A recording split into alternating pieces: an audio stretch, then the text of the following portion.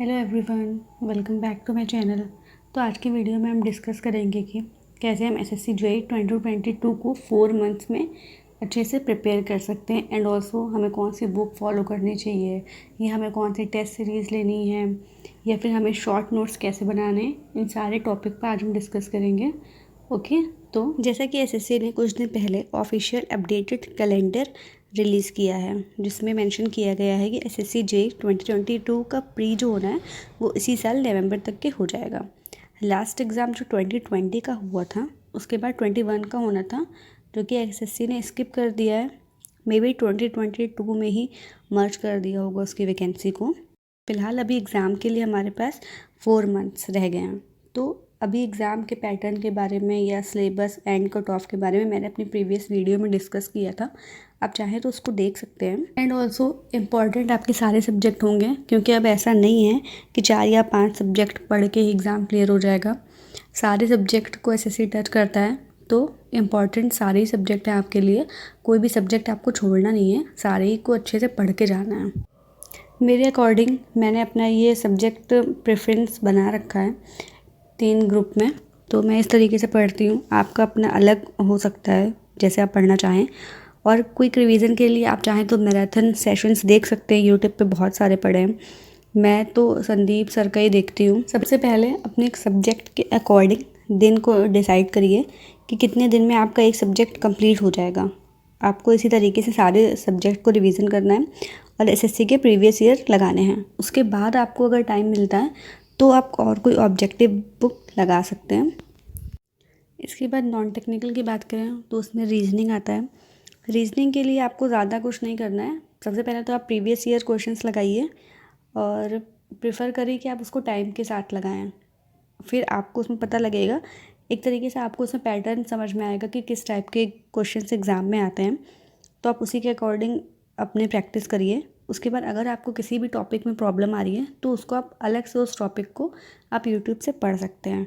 इसके अलावा आप चाहें तो CGL, CHSL या MTS के क्वेश्चंस भी लगा सकते हैं रीजनिंग के लिए। इसके बाद GK एंड GS का पोर्शन आता है, तो उसको हम स्किप नहीं कर सकते हैं। इसके लिए सबसे पहले आपको फिज़िक्स, केमिस्ट्री एंड बायो इसको पढ़ना है। उसके बाद हिस्ट्री में मॉडर्न हिस्ट्री सबसे ज़्यादा इम्पॉर्टेंट हो जाता है। पॉलिटी के लिए इम्पॉर्टेंट आर्टिकल्स या स्टार्टिंग की जो भी चीज़ें हैं वो आपको पढ़नी है। एंड इसकी बुक की मैं बात करूँ तो मैंने साइंस के लिए लूसेंट आप पढ़ सकते हैं और बाकी सब्जेक्ट के लिए आप मनोहर पांडे को यूज़ कर सकते हैं। काफ़ी अच्छी बुक है, सही रहती है। एंड करंट अफेयर्स के लिए आप 6 मंथ्स की current affair more than sufficient होती है। लेकिन आप करंट अफेयर्स में बहुत ज़्यादा टाइम अपना ना लगाएं कि आप हर दिन 1 घंटा बैठ के करंट अफेयर्स ही पढ़ रहे हैं। उतना ज़्यादा वेटेज भी नहीं रहता है। करंट अफेयर्स में भी इम्पॉर्टेंट टॉपिक्स होते हैं, जैसे कि इम्पॉर्टेंट अपॉइंटमेंट्स हो गए, प्राइस इंडेक्स, ऑथर, गेम्स, ये सब ज़्यादा इम्पॉर्टेंट हो जाता है। तो इन सबको आप इन्हीं 3 महीने में अपना टेक्निकल के साथ साथ ये सारी चीज़ों को भी आप धीरे धीरे पढ़ना स्टार्ट कर दीजिए। इसको बिल्कुल लास्ट के लिए नहीं बचा के रखना है कि बिल्कुल लास्ट में पढ़ेंगे जाके। थोड़ा थोड़ा आप हर दिन टेक्निकल पढ़ रहे हैं तो आप 1-2 घंटे आराम से इसके नॉन टेक को भी दीजिए, तभी आपका ये अच्छे से प्रिपेयर हो पाएगा, वरना ये लास्ट में रह जाता है।